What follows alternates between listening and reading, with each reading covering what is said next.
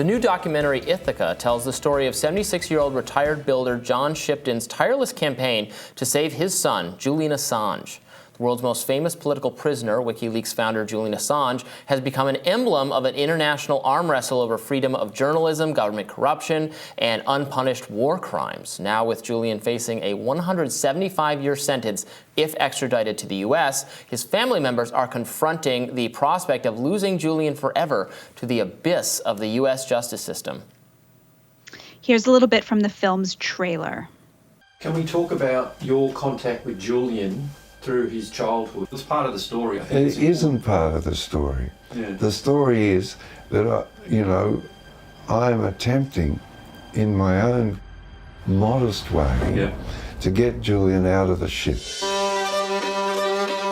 Julian Assange is the hero of our time. He was the darling of the left. All of a sudden, he's a puppet of Russia. My name is John Shipton. I'm Julian Assange's father.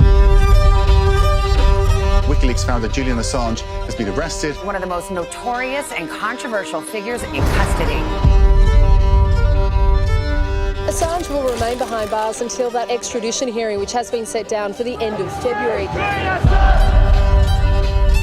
I urge the Department of Justice to drop the charges. The maximum jail sentence of 175 years. Because he published the truth. Gabriel Shipton, Assange's brother and a producer on the film, joins us now to discuss. Thank you so much for joining us, Gabriel. Good to be with you, Vaja. So first of all, can you give us an update about how your brother is doing, and then tell us a little bit about the impact that you're hoping the film will have? Sure. So Julian is going into his fourth year in the maximum security prison just outside of London, Belmarsh prison. It'll be 4 years since, on the 11th of April, it'll be 4 years since he was taken there from the Ecuadorian embassy, where he spent 7 years.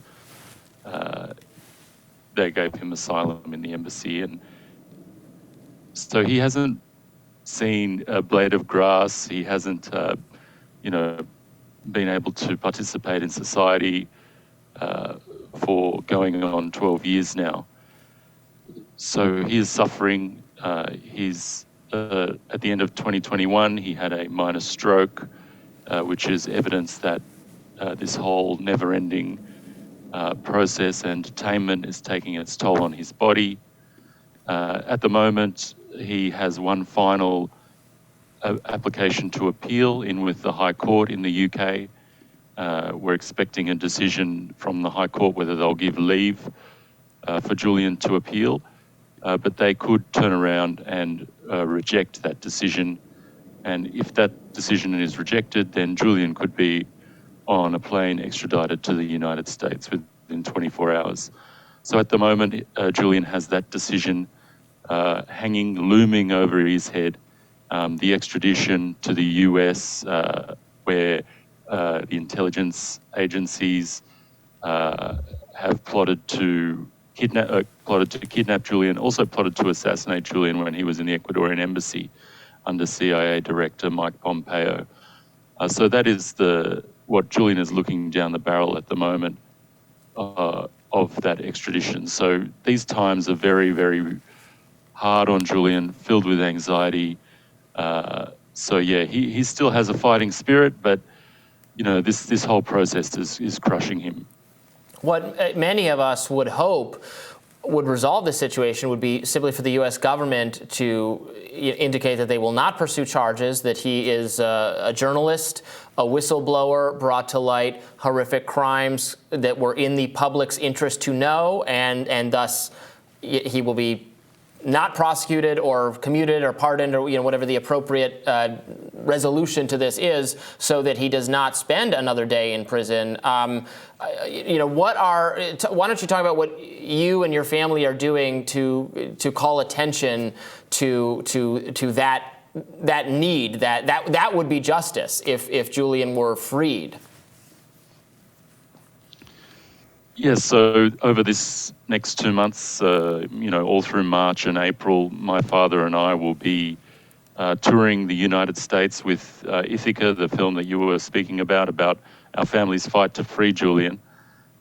We are doing over 50 events all around the country in 25 cities, talking to people, doing face-to-face talks to people and really letting them know, what's going on here. Because I think as soon as you talk to normal people and explain, actually what's going on here, they can see that this is actually a threat to their rights, to their own democratic rights, to their First Amendment rights, and the right to know what their elected officials are doing in their name.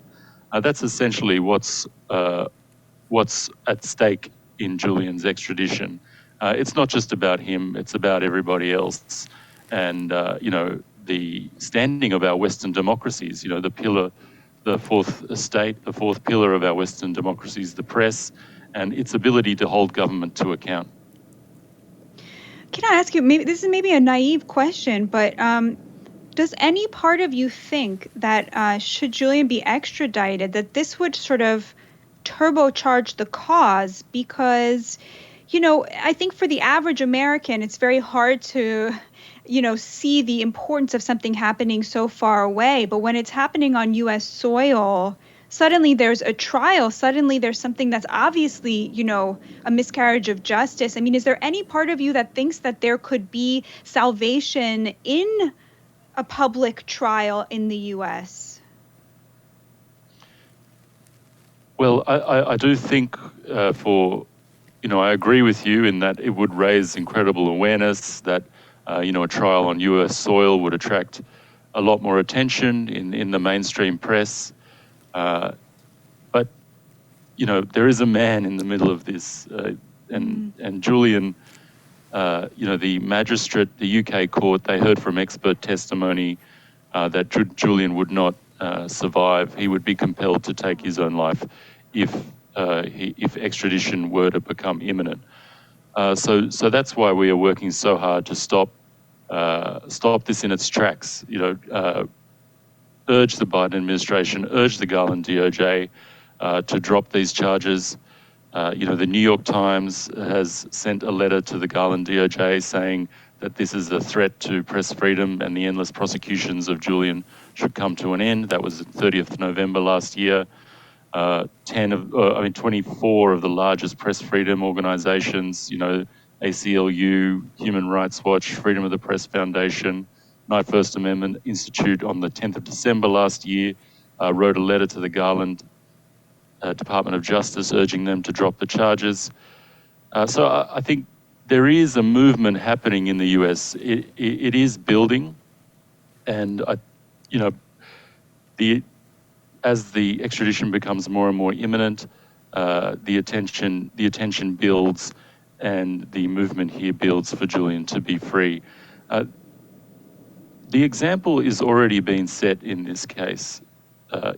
What has been shown here in of Julian Assange is that if you publish this sort of information that exposes corruption, exposes crimes at the highest level, this is what will happen to you. You can be kept in a prison for 4 years without a sentence, unconvicted.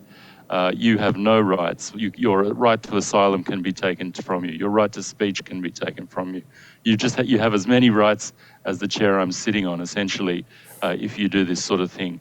So really, it's about stopping this in its tracks here and setting the example for the rest of the world that the US is the leader in press freedom. The First Amendment. No other country has one, and so really it's an example for the rest of the world. Julian, one of the things that Julian said is when they made WikiLeaks is that we're bringing the First Amendment to the rest of the world. So really, that's what needs to be upheld by stopping this extradition.